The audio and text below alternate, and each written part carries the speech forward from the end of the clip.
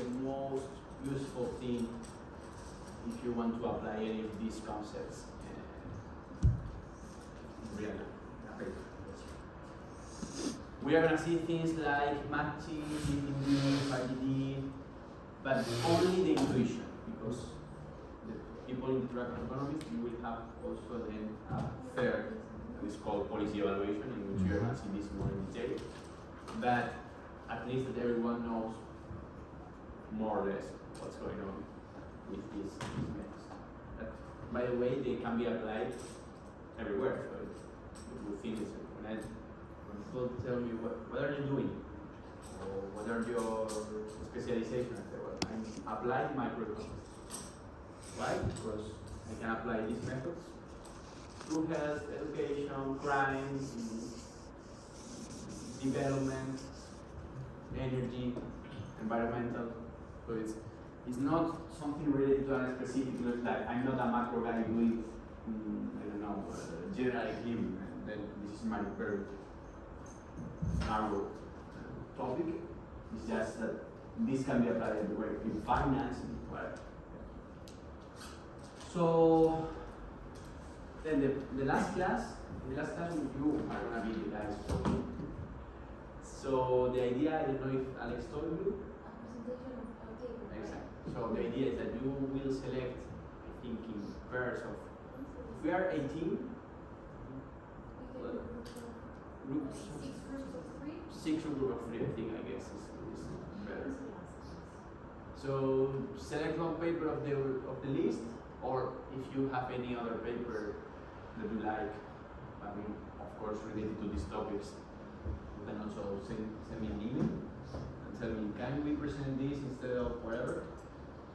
And the idea in this presentation is to be it's very simple. It's like, imagine that you are in a seminar, like the ones we have on Thursdays usually, and the idea is that you present, of course not your paper, but you present as if it was your paper.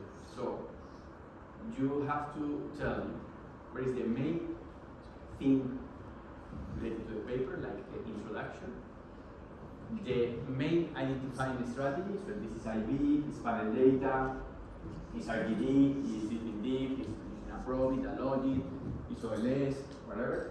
Most of the papers, by the way, are IB, so the things that we are going to review today. Then, what are the results? The most important thing for me is that you, after this, is like the standard thing. This is my question, this is my defining strategy, this is what I find. Is that you assess whether this is credible or not.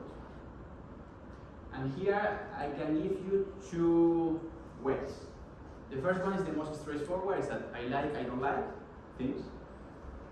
And of course, with a reason behind, basically the theory. So we are going to see basically in IB that we have 2 conditions. They are satisfied, yes or no. And what do you think this is plausible or not? And this is just basically a judgment. And then extra points, so this is like the end of the presentation, but we will have extra points if you tell me something like what I would do if I had panel data, if I had a policy, if I had whatever thing that the thing that we're going to review today, or sorry, today and the next days, such that you can somehow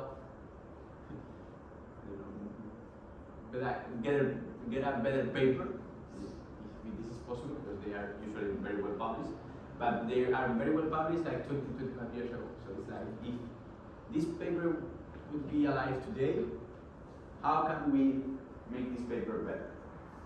Of course, this is a creative thing, so you can do whatever you want because you are not going to do it. So you can think about anything, like if I had parent data, I can exploit the time varying process or whatever thing to get a diff in diff. And then I will compare this with this and that with that. You don't have to do it, so be creative. So you are going to be 3 persons in the team, so I think you have like a good setting to be this creative and try to give an extra of the paper beyond telling me if this is good or bad. have papers that in general they are good papers. Questions regarding this? So the presentation is March 11th, which is the last one. Exactly. And then we will have the exam the next Wednesday, March 18th. By the way, the exam, I don't know if Alex told you anything about the exam. The exam is going to be closed book, 2 hours, 4 questions. 4 questions related to all the stuff. The questions are not going to be like, tell me the definition of what is panel data and the assumptions behind the fixed effect estimate.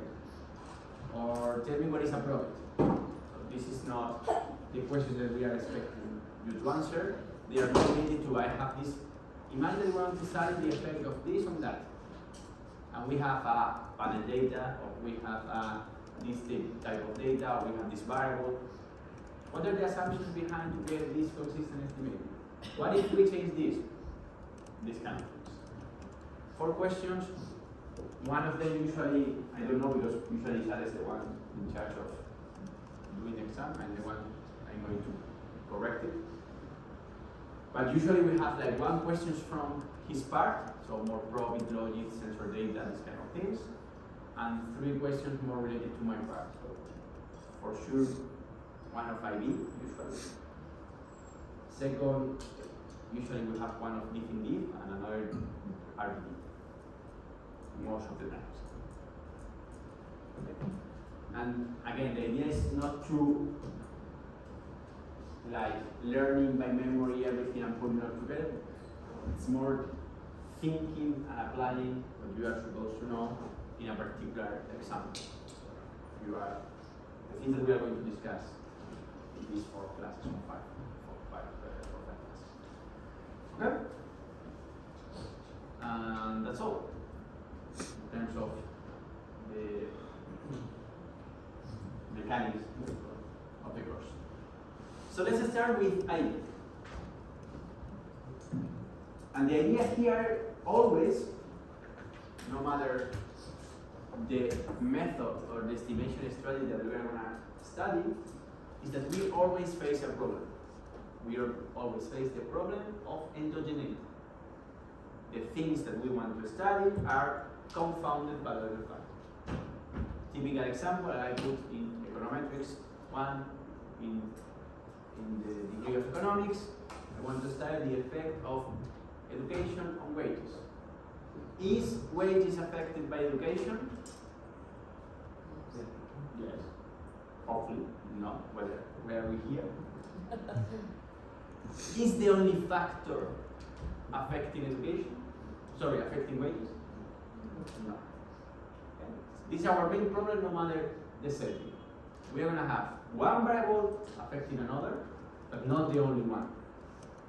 And how can we get rid of the other factors and things that we try to do in econometrics? Remember, if we had an experiment, a randomized control trial, we wouldn't be here studying econometrics because we wouldn't need econometrics. With an experiment, what we are doing is isolating this effect, this particular effect. Why? Because we randomize whatever treatment we want to have, and then the decision about being treated or not being treated is not depending on us. It's not that I'm smarter, it's not that I'm poorer, it's not that I'm a boy, it's not that I'm taller, it's not that I'm richer. It doesn't matter. It's the flip of a coin. What matters to determine whether I'm in one group or in the other. And then the other factors is important. They matter, but in our setting, they play no role. This is the concept of avoiding the concept of self-selection. We usually self-select in whatever group because we have some preferences, we have some ideas, we have a context, and then depending on all these factors, we self-select into the treatment group or into the control group. Imagine, for example, a job training program. Who is going to be in a job training program if we allow people to decide?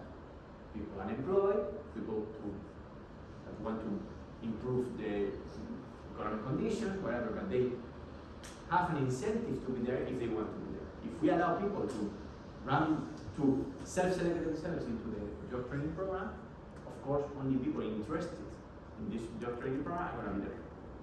Then, if we want to capture the effect of the job training program on whatever employment outcome, we are going to be finding the effect of the job training program and also all the other characteristics that are there that play a role in being in the job training program.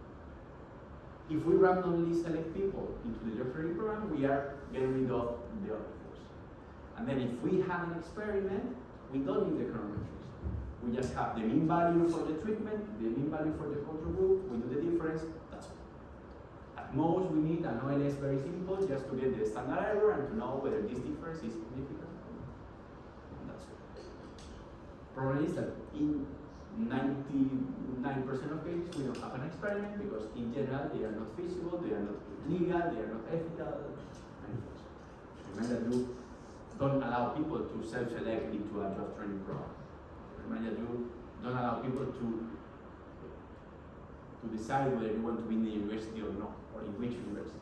Of course, this is not possible. And given that it is not possible, we are going to have econometrics. So, what are we going to have in general? First of all, OLS. This is the benchmark. In OLS, we know or we study what is going to be the method through which we are going to estimate relationships between variables. Not causal relationships, only relationships. And remember, OLS is just a method minimizing the vertical distance between the point and the line squared. It's just a mathematical procedure, nothing else. The good news is that this mathematical procedure is, in general, very good in finding a good relationship. But also, it's very bad in finding a causal relationship, in general, because of these confounding factors that we don't have. So once we know OLS, and this is what I explained also in Econometrics 1 in economics, I tell them, this is not almost never causal, but it's the basis that you need to know in order to study more advanced courses. Because in more advanced courses like this one, we're going to review things that are different to OLS, but that they are estimated exactly the same way with OLS. It's just we are changing kind of the approach of how we see the data, but the basis behind is always OLS. We are going to apply OLS to ID, OLS to fixed effects, OLS to a definitive, OLS to an RGD. They are all estimated with OLS. It's just the way we see the data, or how we construct variables, or how we can exploit different issues of the data that allow us to get this concept. So OLS is very important because we always are going to estimate these methods with OLS. And we're going to see that, for example, here today in IB, this is a particular approach to an OLS setting. And this is good because if we know the good or everything related to OLS, then we are going to be able to identify the same kind of tricks and the same structures, but with different variables within the particular method. So we are going to start with an example, then we are going to see what we call the instrumental variable estimator, and we are going to see like IV in a very simple setting. Then we are going to generalize IV for more variables, and then we are going to generalize IV and more variables, allowing for more instruments, what we call the 2S. Everything is more or less the same. The difference is that we are going to have different settings, from more simple to more complex settings. Then we are going to see an application, how to do this in Stata, and we are going to finish with some tests in order to try to detect endogeneity. But remember, detecting endogeneity in general is difficult because it's more related to a philosophical question than to a test that you can apply always, and then if we reject, we have endogeneity. If we don't reject, we don't have it. It's not so simple. But with IB, if we have some conditions, sometimes we can apply this type of test. Okay? So let's start with an example. So we have the case of malaria. In Africa, this is a typical problem in developing countries. And here you observe, for example, the number of cases have been dropping in these years, and in the case of Eritrea. Okay, so what are the available technologies to eradicate the risk of infection? Here we have the typical mosquito bed nets, and also the IRS, which is this spray that you can combine both. You can use the spray also with the bed nets. In general, this is going to be like a good solution. Can be found in the literature. So they introduced this IRS on a voluntary basis, and this can be effective even eradicating malaria in a low transmission setting like Eritrea. So if you don't have a lot of cases, and you allow people to do this, in general, this is going to be effective. But one thing is that this is effective, one thing is that we can measure how this is effective and how much. So, imagine that we want to estimate this effect by using this equation. This is the percentage of individuals infected. This Ej is the percentage of individuals receiving this IRS, and we estimate the model by OLS. We have also some extra characteristics that we can introduce. My question is this correct? Can we get the causal effect of introducing these sprays on the percentage of infection if we estimate this by OLS?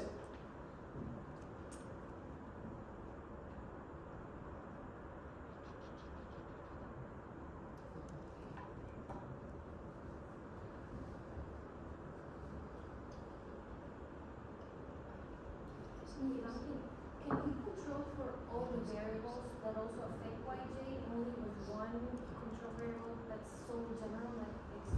Well, X is a vector of variables, so it's not only one. It can be anything you can imagine. But even if we have all the possible factors that we want to have, we are never be able to control for everything that matters. So in general, the answer to this question, no matter the setting, is always the same. Is this causal? No. Never with OLS. Why? Because for sure there is another factor that is not there, that is confounding these reductions. So this is basically an answer that is always the same.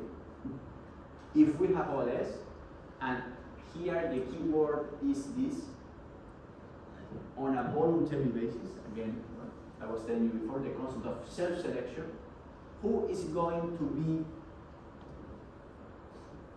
more prone to get this IRS? People more informed, people that is more vulnerable, older people because they think they're in danger. It doesn't matter. The key concept is that it's voluntary. Is that I decide whether I want this IRS or not, depending on my context, depending on the information that I have, depending on my preferences, but it's not pure in the sense that I'm not deciding if I get it or not. If this was random, then we wouldn't have this problem. So estimating this by OLS, in general, is going to give us this inconsistency or this bias result, because the effect of getting the IRS is confounded by any other factor that is not included in the equation. Again, we can control for many things with X, but for sure not for my preference, individual preference. How can I control for my individual preference? It's impossible. So, no matter the questions that we place, and this is an example, but we could make any other example, the answer is always the same. Can we get the causal effect using OLS? No. Why? Because there's other factor conforming with it. This is the setting that we are gonna have always. From now, we are gonna try to give different solutions to this problem. And we start with IB. Then, what do we have with IB? So, well, let's start with the problem of endogeneity. So, this is the typical linear model. We have this line that we want to estimate. What is going to happen usually that the correlation between x and u is going to be different than 0. So, x is endogenous. If x is endogenous, we say that OLS is inconsistent or biased. And what I was telling you before, if we have a rich set of controls, we might be able to break the link partially, most of the time. So the bias that we are finding is smaller, but never it's going to be complete. And this is what we call an OLS solution. So what is the best thing we can do if we only have OLS? Trying to include as much control as possible. But it's never the final solution. By the way, just to give an intuition of this covariance of x and u different than 0, that is kind of very general, the idea here is that if we find one factor that is not constant when we change the value of x, then we have this covariance of xu different than 0. In the context of Eritrea, we could think this is getting the IRS. Then imagine that we form two groups, the group with IRS, the group without. If all the other characteristics are the same for the two groups, then we have covariance of xu equal to 0. If we only find one characteristic, I don't know, for example, income, can you buy, or do you think that people with IRS and without, they are the same in income in terms that they can afford to buy or not? If the answer is no, then one of the factors in U, income, is different for the two groups. So covariance of the x and u is different. We only need one factor to be different, and this is no longer seen. This is why in general OLS is very powerful in finding the best relationship, but very weak in finding a causal relationship, because if we only find one factor in which this is true, then the relationship is inconsistent. Okay? Okay, so let's go for IB. What is IB? IB is an extra variable that is going to satisfy two conditions. The first one is that there is a relationship between the endogenous variable and this instrument, this variable that we call instrument. So first thing that we are going to call, the second one here, is the relevance condition. The covariance between the instrument and the endogenous variable, x, is different than 0. So there is a relationship between them. And we are going to see that the stronger this relationship is, the better. We need a strong relationship between them. Second thing is that the instrument itself is exogenous. So the instrument is not related to the error term or all these other factors that were playing a role in the original relationship between x and y. This is the main thing we are going to see in the whole class. We are going to always work with these two conditions: exclusion, restriction, relevance. No matter how different after some slides the model is going to be, because it's going to be more complicated, we can have more instrument, we can have more axes. This is always the case. You don't understand. What is an instrumental variable? What is it for? Let me go, this is the next step. I'm defining just the conditions that we need to get an instrument. So here, so we need two conditions that we're going to see why, if these two conditions hold, we get a good instrument and then we get causality. But from the very beginning, I want to be honest with you. we may have exactly the same problem that with OLS. Why? This second condition we are going to see that we are going to call the first stage also. We can test it. We can go to our data and we can check whether this relationship is strong or not. Basically by doing a regression of X on Z. We can check whether it's significant, the magnitude. So in general, it's not a problem to check whether this holds or not. But here, notice we are doing the covariance between Z and U, and U is unobservable. So again, we have the same problem that we had in OLS. How can we know whether the instrument and something that we cannot observe is or not related? So at the end of the day, we are going to have exactly the same problem. Is that we don't know exactly if this condition is going to hold or not, because it depends on an observable character. It doesn't mean directly that IB is not feasible, but it's not the best thing we are going to see in the course, at least from my point. But let's go step by step. How do we estimate the model? So here, to our original relationship, we apply the covariance operator, so we multiply everything, let's say, by Z, and then we are going to have here covariance of ZY equal to beta 1, covariance of ZX plus covariance of ZU.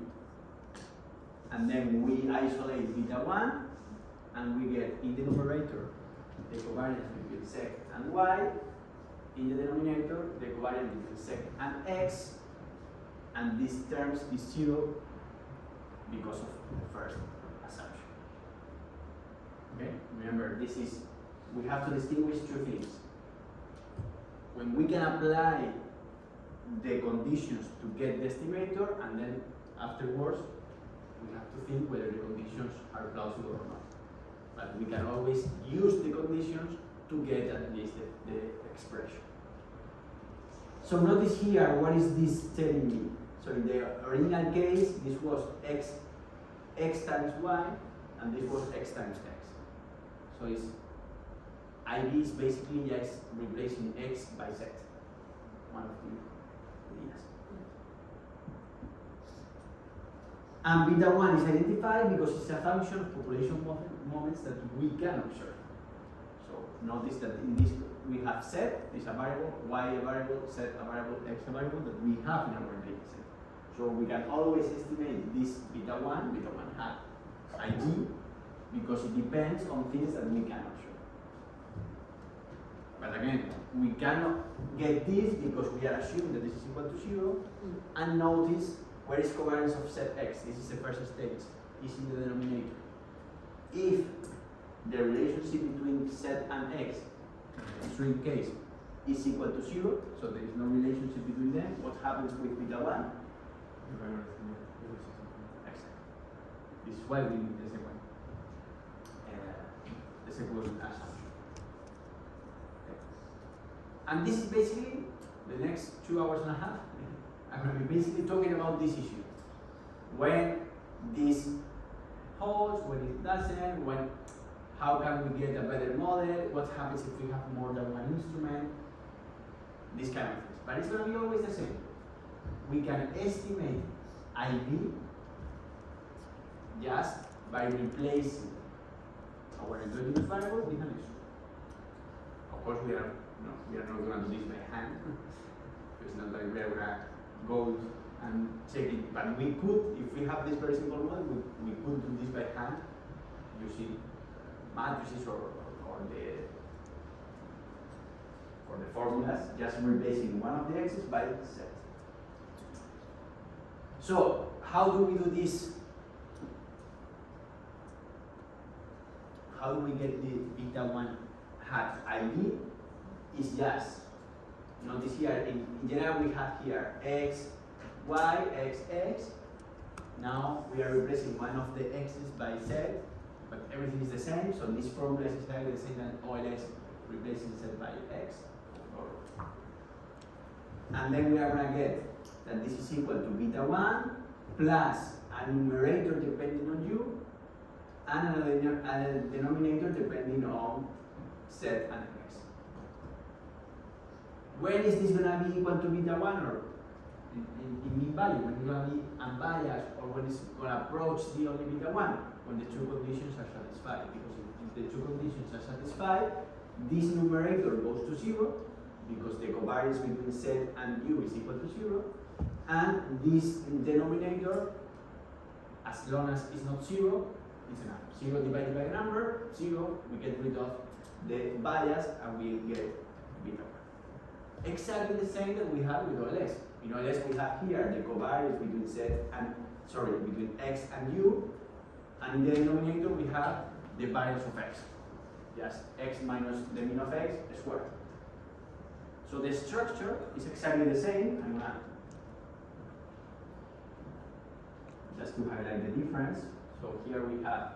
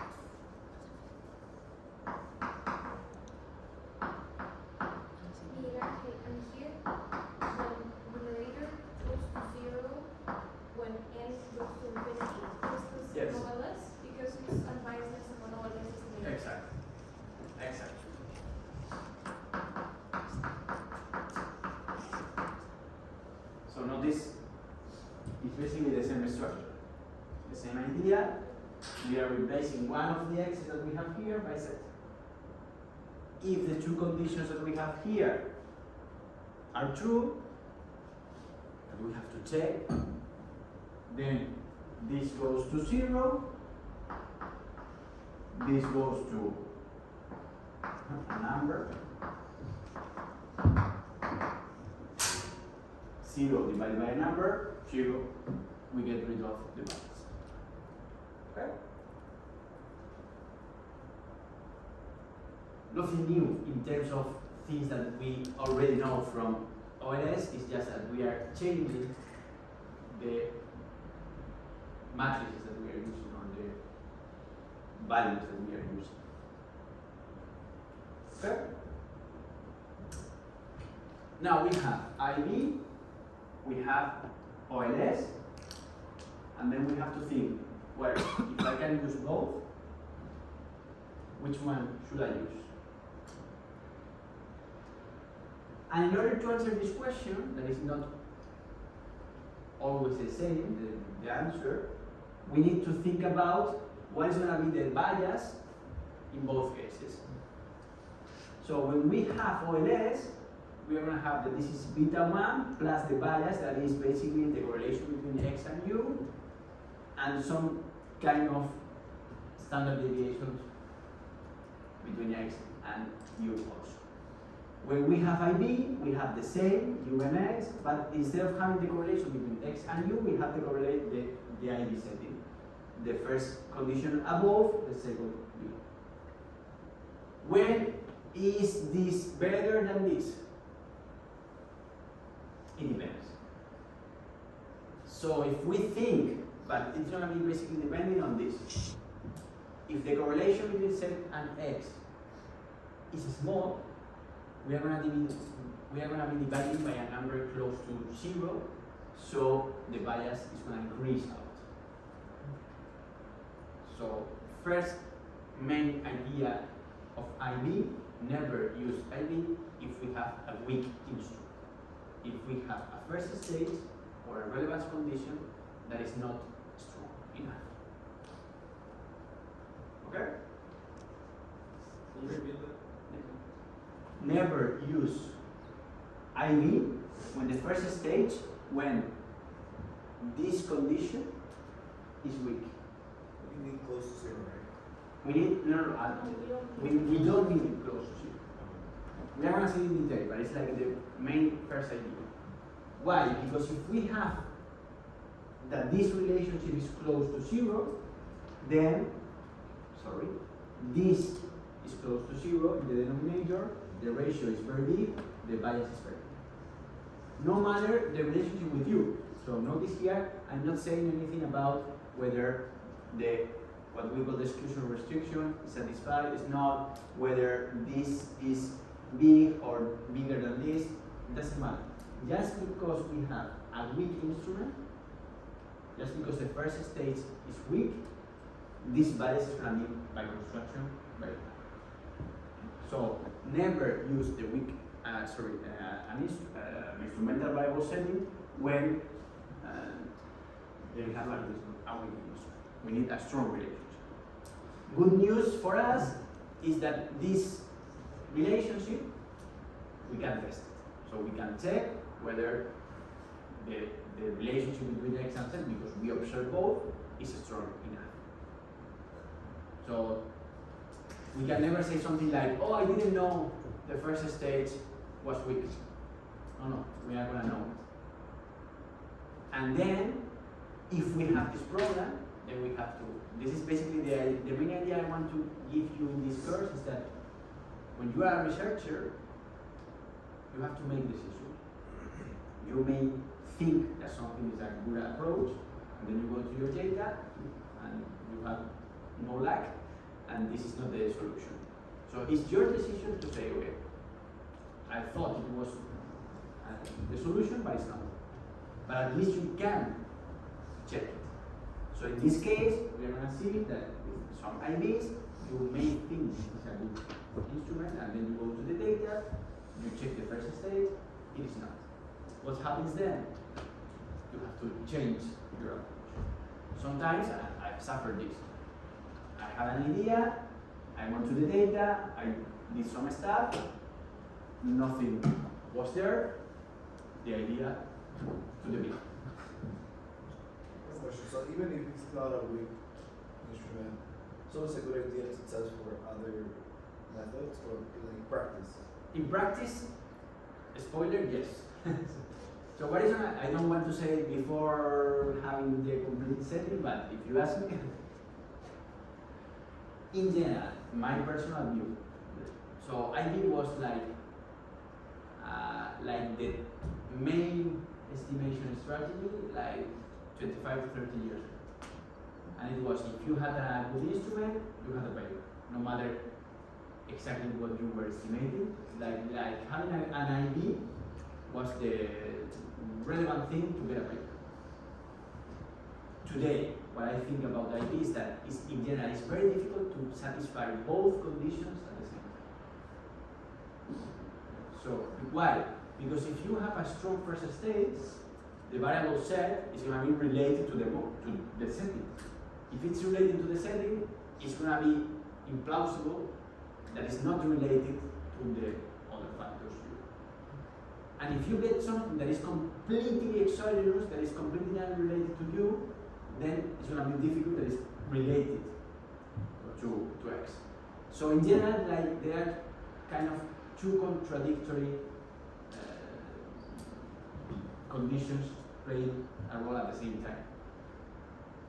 There are settings in which we can find good instruments, but I'm not saying that it's not possible. I'm saying that it's not, or it shouldn't be the first strategy that we have to claim causality. Another thing that I want to give you in this course is that the concept of complementarity. It doesn't, we are going to study IB, we are going to study RGD, we are going to study matching, we are going to study fixed effects, we are going to study parent data, we are going to study RGD. We are going to see them, of course, separately. In real life, you don't need to do one without the other. So you can combine methods. So sometimes an IB alone is not a good idea, but maybe you can combine IB with RGD. And then you get what we call the FATSI RGD. And the FATSI RGD is a very powerful tool.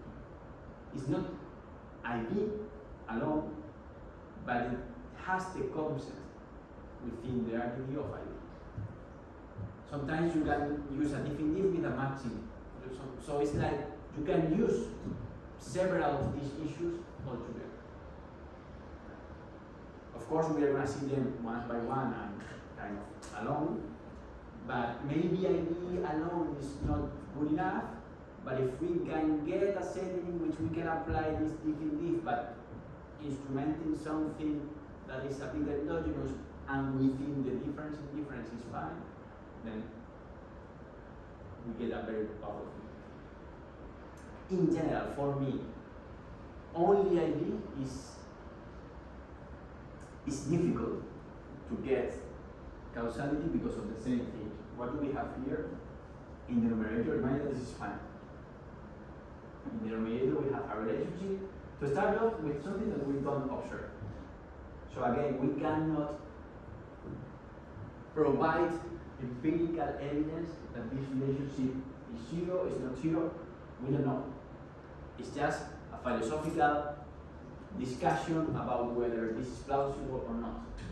The good thing about the next methods that we're going to see, is particularly in class 4, is that we can provide empirical evidence. We can do some tests. We can say, okay, this holds because I have this, and that. And then you have to tell me or think very hard to tell me that this is not causal because this is supporting my claim. Here, nothing is supporting my claim. It just works. It's just I'm going to try to convince you using some rhetoric that this holds, but it's based on nothing. The same that with OLS. So it's the same problem that we have here. Is the numerator equal to 0? We don't know. We don't expect it, but we really don't know. We cannot test it formally. The same is going to happen with ID. We are going to see some examples in which ID is very powerful because the two conditions are kind of directly satisfied. And I'm going to give you an intuition of this. Imagine, for example, that we have an experiment, a randomized control trial, in which you are eligible for getting some treatment. But sometimes, even if you are eligible, you decide not to get it for any reason. I don't care about the reason. But we don't have like what we call perfect confidence. It's like not everyone that is supposed to be in the treatment group indeed is treated. In this setting, I will be very powerful. Why? Because by construction, the two conditions are satisfied. The eligibility is exogenous because it's random. So no matter the other factors, we are going to have an exogenous condition to be treated or not. And the second thing that is going to be eligibility and getting the treatment, of course they are related. Why? Because you need to be eligible to get the treatment. So the first stage and the exclusion restriction are satisfied directly in this setting. So we can, if we have an experiment in which, for example, not everyone is treated, at the very beginning we may think that we have a big problem because we cannot answer the question of treatment versus control. We can only answer the question of eligibility versus not eligibility. But by using IV, we can recover the effects of treatment. It's very powerful, but again, we need an experiment to start off. So again, problems. So, but again, this idea of applying IV to a particular concept is going to be very powerful. And I think it's the main advantage of IV. That if we have a particular problem, sometimes we can solve it by using, to this method that we have, an extra layer that's going to be IV. But in any case, we need to understand very well what is happening with IV. Okay, so with instruments, this is basically what I was telling you. If we have a wind instrument, this is small, and no correlation between Z and U can produce larger asymptotic bias than OLS because of this denominator that we have here. What is going to happen in practice if we have this problem? Imagine that you don't check it and you don't realize. What is going to happen? That usually we're going to have that IEP estimates are very big in comparison to OLS. And all also that the standard errors are very big. So if we estimate the model by OLS, and then we estimate the model by IB, and everything kind of explodes, both the point estimates and the standard errors, we may suspect that something is weird with the first estimates. We have to check it, so you should do it before estimating the model with IB. But if you realize, then you compare the estimates, you're gonna say, okay, something is strange.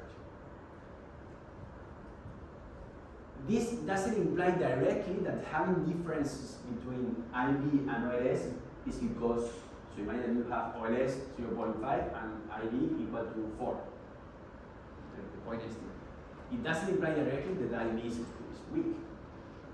We need both at the same time, the point estimate and the standard errors. So it's not like, by having a different value of IB doesn't imply directly that IB is wrong. This is why you need to check basically that if we have a good instrument or not, but we can check. Why do we have this explosion in the standard deviation? For the same reason. This is the value for the standard deviation. Here you get this typical case of u divided by x, but we also have the correlation of z and x in the denominator. If this correlation is weak, the same happens. This is small, the ratio is very big, the standard error. So every time that we are going to observe that both the point estimates and the standard errors are very big compared to OLS, we may suspect that this is coming from this weak relationship between Z and X in this case. Okay? So let's put an example. We have typical education wages relationship. We may think about some instruments. So this extra variable that is going to instrument the endogenous variable, in this case, education. Remember, education is endogenous because, for example, we can think an extra factor like ability, innate ability, that is going to influence this relationship. Is people here, are you here in this university, in this master, is because you want to have more education, or is because you are more able than the average, or is because a combination of both?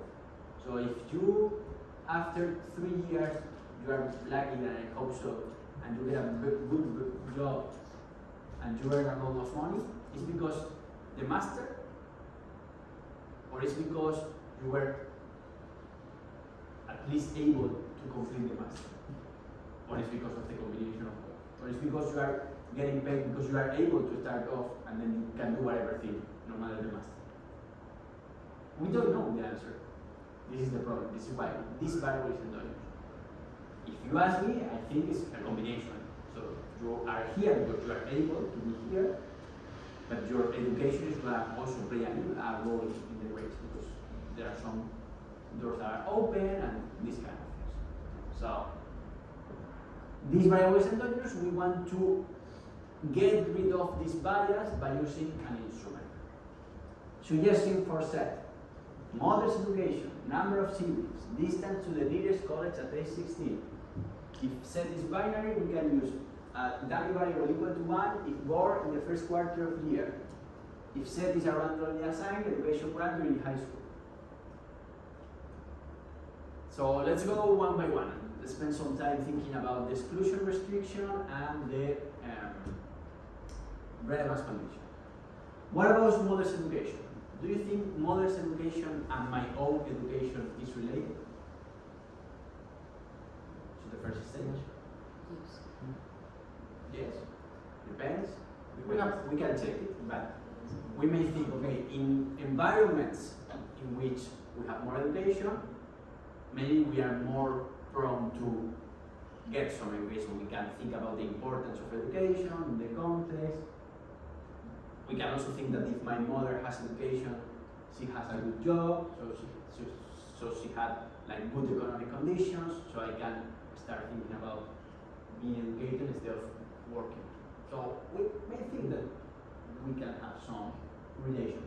We have to check it if it's strong or not, but at least we may think they are related. There is logic behind it. There is logic behind. But do you think modest education is going to be completely exogenous? For the same reason?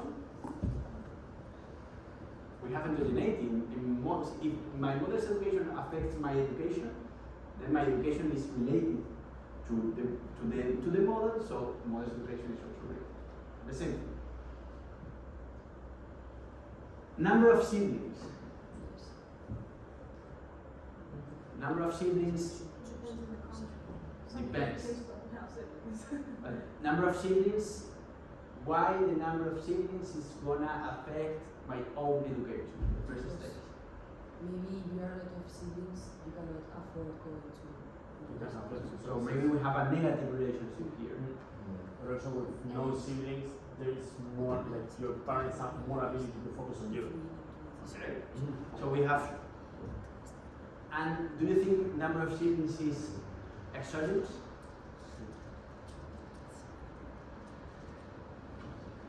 From the point of view of you, maybe yes, you don't decide whether you have 3, 5, or 7 brothers and sisters. So it's, well, it depends. But again, it's not clear. No? So, I think that maybe here is more exogenous, but maybe the relationship is weaker also. So maybe it's not going to be so strong in terms of the first stage. Again, this trade-off. If we increase exogeneity, we decrease the first stage and the other way around.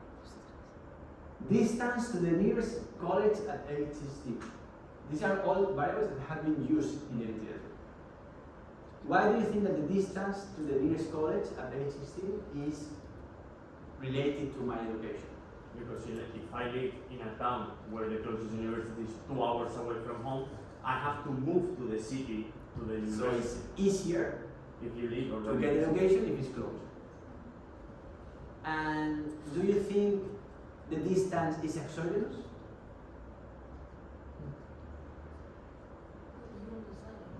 You don't decide it, and it's true from the point of view of individual decision.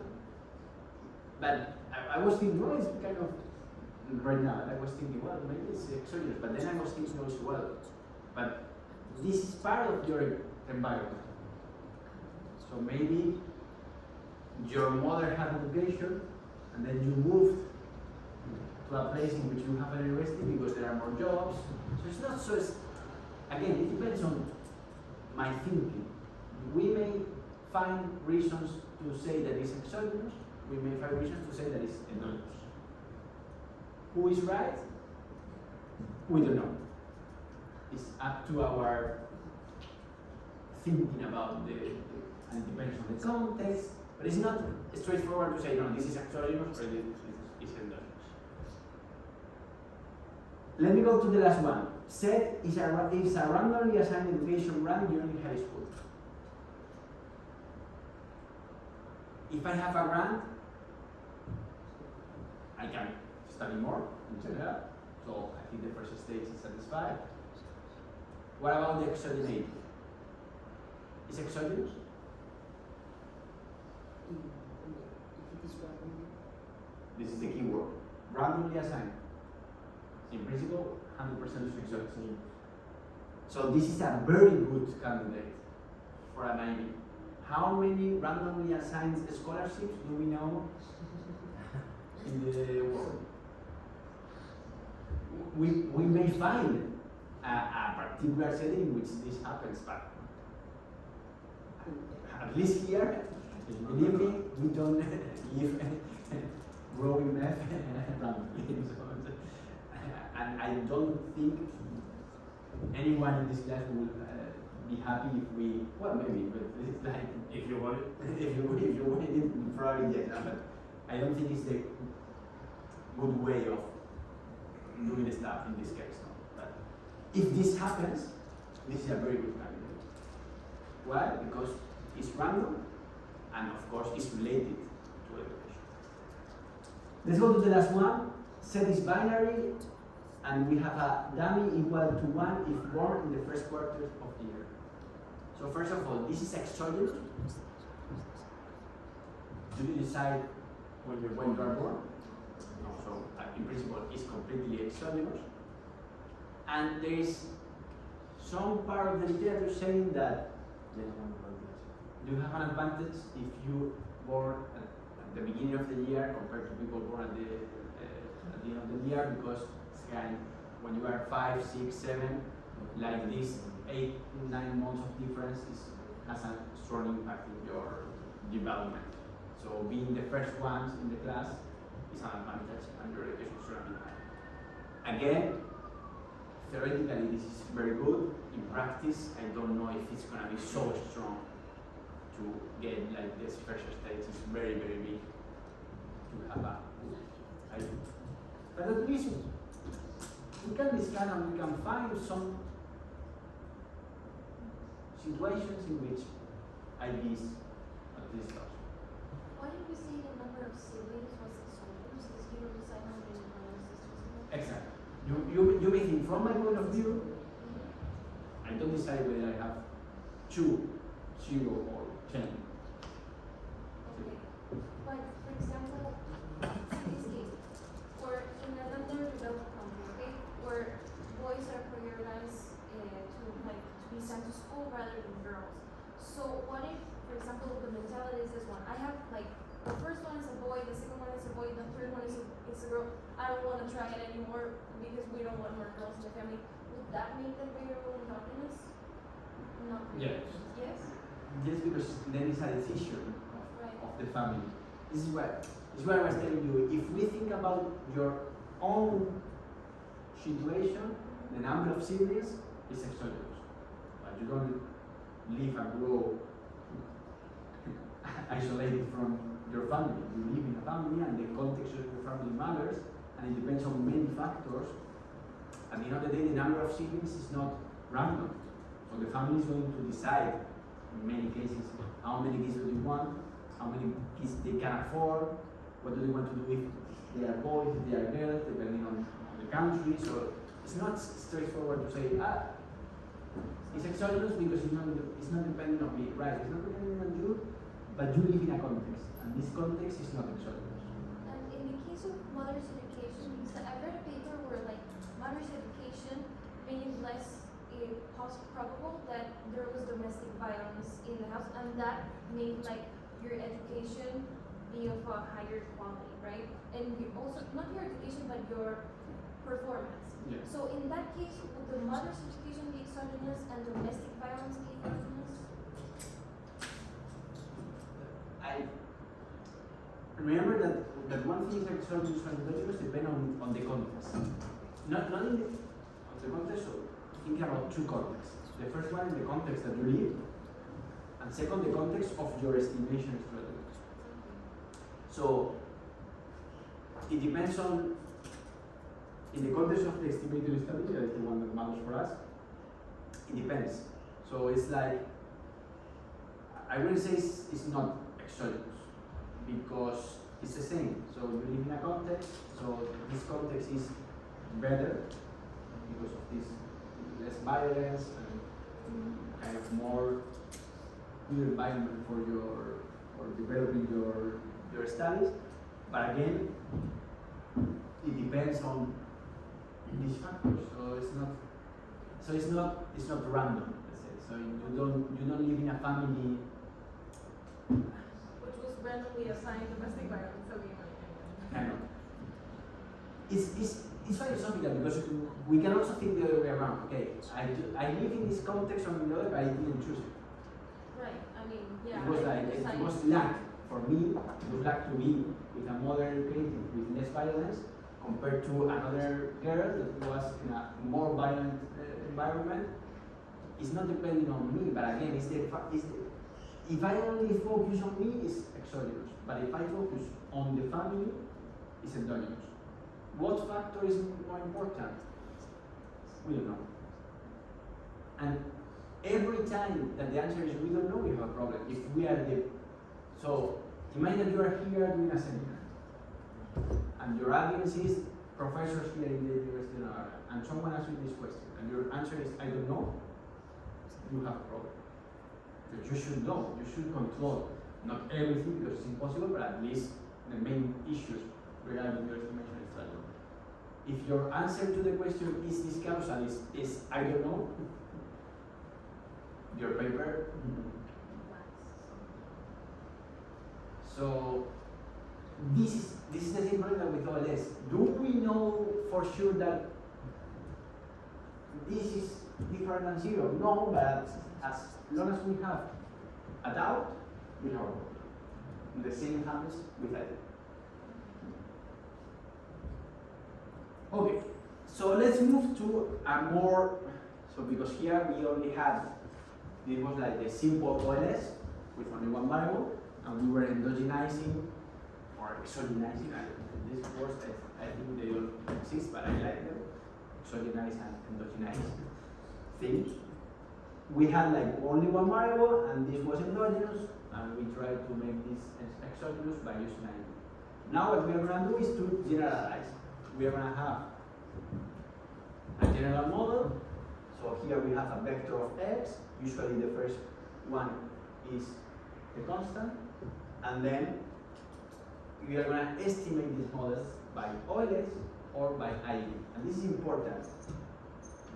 We don't say that this is an OLS model or an ID model. The model is the same. The model is this one. Remember, we are interested in knowing the effect of x on y, not the effect of z. Z is an instrument. It's something that we are using because it's useful. But no, there is no way of saying, I want to estimate an ID model. No. I want to estimate the relationship between x and y. How am I going to do this? Using an OLS strategy or an ID strategy. So they are strategies to estimate my main model, that is this one. Okay. And then they are going to be consistent depending on the assumptions we make. If anything, maybe both are inconsistent. If this is different than 0 and this is different than 0, both are inconsistent. So it's not like if one is consistent, the other is not, or the other way around. Probably they are not both consistent at the same time, but they just need to be one of them consistent. Then we are gonna let set a vector of all the exogenous variables that we are gonna have. And here basically for simplicity we are gonna assume that there is only one variable, x1, that is endogenous. And then we are going to replace this first variable that is endogenous with the instruments. So we are generalizing the model. So you repeat that again? Yes. So we are going to have just, instead of writing this, I'm going to write the model.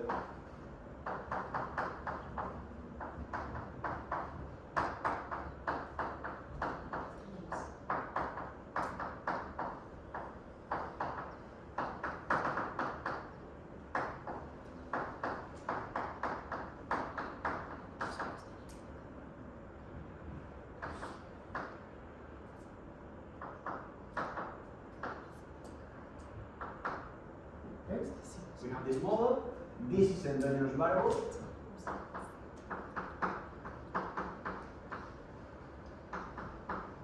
So we assume that x2, x3, xk, they are all exogenous, so we only have one problem, let's say. Or another way of seeing the same is that we want to study the relationship between x1 and y.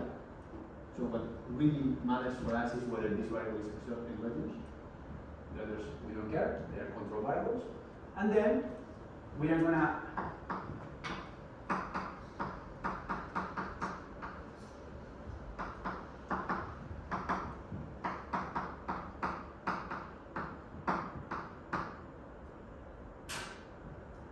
instrument this x1 with z. The instrument. So we are gonna have that this vector Z1, Z2, ZL are basically all the exogenous variables. So it's going to be, in another way of saying, it's going to be Z plus X2, X3, X4, Xk. So instead of having now that the covariance between Z and U is equal to 0, we are going to say that the expected value of the vector Z and U is equal to 0. So this is the exclusion restriction written, instead of having one variable, we have four. but it's the same idea. We have the same condition. If we do the same, but instead of using the simple model, we use the generalized, we can define the same thing that we were using before. So we multiply by z prime everything, and we are going to get beta, that is going to be z prime x to the power minus 1 z prime y. And again, if we do this with matrices, so before we had that beta OLS, this was x prime x to the power minus 1 x prime y, beta IB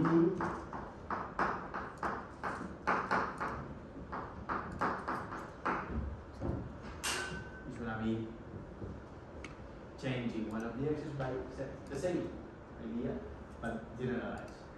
So nothing new in terms of what we are doing. And then we can think about this. This extends the moment condition for Lx, and this is a special case of OLS, in which we are replacing x by z. What I was telling you at the beginning, OLS applied to a different context or a different data set. So imagine that we get the Excel of variables and that we do this by hand. We are summing all the x's or the things. Instead of using the x, we are using the z. But the method is the same. It's OLS to a different context that we, in this case, we call IS. Okay.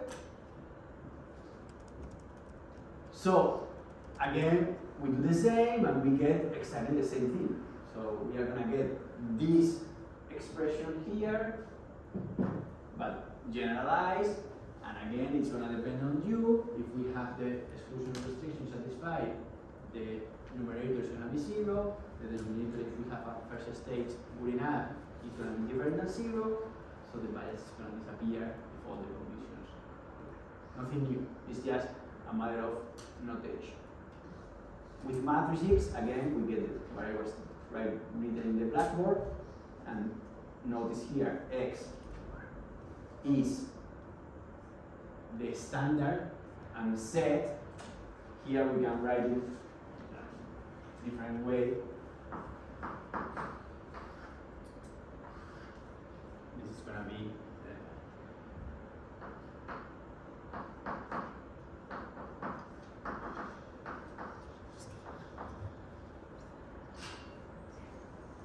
the first one is the instrument and all the variables. So we are replacing the row, or yes, the row of x1 by z in one of the matrices. Of course, we are not going to do this by hand. We have the computers to do this, but the idea behind is important to understand. Is just we are replacing basically one variable by another while putting everything in the model. Again, nothing new. The condition, this is the instrument exogeneity, and we can also have this. The one condition is the relevance, and we still have the same problem. Without extra information, we cannot test whether this exclusion restriction, whether the instrument is related to the error term or not, is satisfied or not. We don't know. So applied to the previous example here, if we include in the model experience, gender, race, sector in which you work, whatever thing that we may think they has an impact on wages, education is still endogenous. We can instrument the relationship, but all the discussions that we have with these instruments apply exactly the same way if we have more x's. Because we have the same problem that with OLS. With OLS, in the simple case of OLS, of course, we knew there were more factors affecting the relationship, but then when we have the multiple OLS, we know that the bias maybe is reduced because we are controlling for some things, but it's not going to zero. The same with the instrumental variables. In the simple ID model, we know that there are a lot of factors that we can control. Once we control for them, we still know that if there is something left, like for example in this case innatability, that how do we measure innatability? Do you have a 7.23 in solving math exams? Do you have a 6.42 in presenting skills? Do we have this variable called like ability to present in a data set? No. So even, and we know abilities correlated with education and affecting wages. So depending on the setting, we can always find this extra variable that we cannot measure or that is not in our data set and that is gonna influence all the measures. Okay? So let's go then for this rank condition or the first stage. How are we going to estimate this? So it's going to be very simple. We are going to do an OLS regression of the endogenous variable with respect to all the other variables, including the instrument.